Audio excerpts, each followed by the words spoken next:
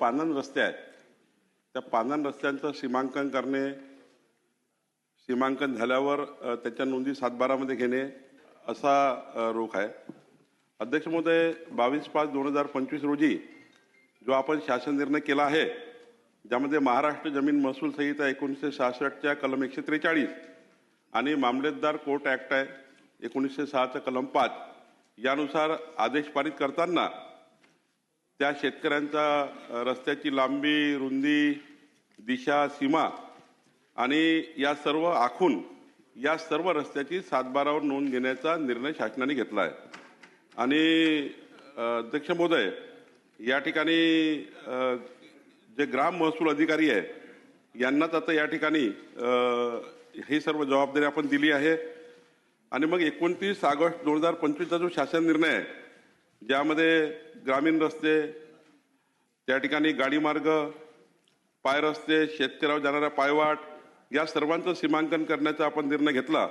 आणि यामध्ये ग्रामस्तरावर रस्त्याची यादी करणे, ग्रामस्तरावर झालेली यादी ग्रामसभेच्या ठरावासह तहसीलदारकडे सादर करणे, भूमी अभिलेख विभागामार्फत सीमांकन करणे, गाव नकाशावर असलेले व अतिक्रमित रस्त्याबाबत जी कारवाई करणे, जे रस्ते आहेत त्याचं अतिक्रमण आहे त्यांना अतिक्रमण काढणे, ग्रामीण भागातील सर्व प्रकारच्या रस्त्याच्या एकत्रित नोंदी घेणे, विशिष्ट सांकेतांक क्रमांक निश्चित करणे आणि जिल्हास्तरीय तालुकास्तरीय ज्या समित्या केल्या त्यामध्ये विधानसभाचे विधिमंडळ सदस्यांना आपण त्या भागाच्या अध्यक्ष म्हणून नेमलेला आहे।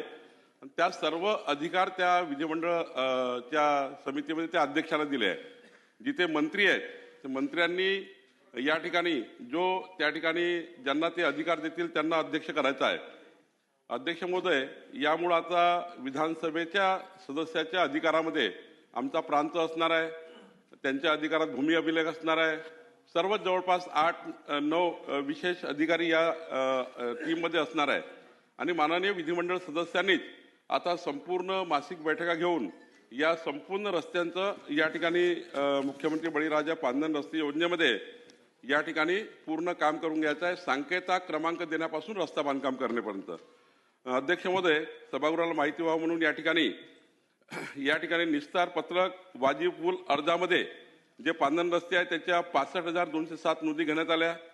या ठिकाणी ज्या रस्ते अदालती आपण आयोजित केल्या त्या ठिकाणी 4,963 रस्ते आपण रस्ते अदालतीमध्ये मोकळे केले। या ठिकाणी शेत रस्त्याचे जे प्रकरण आहे मागच्या 3 महिन्यामध्ये 7,268 प्रकरणाचा निकाल आपण दिला।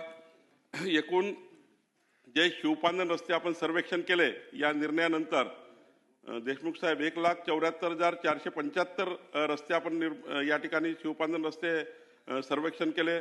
32,974 या ठिकाणी संमतीपत्र घेऊन शेतकऱ्यांचे आपण या ठिकाणी त्यांचे सर्वेक्षण केले, त्यांच्या नोंदी घेतल्या।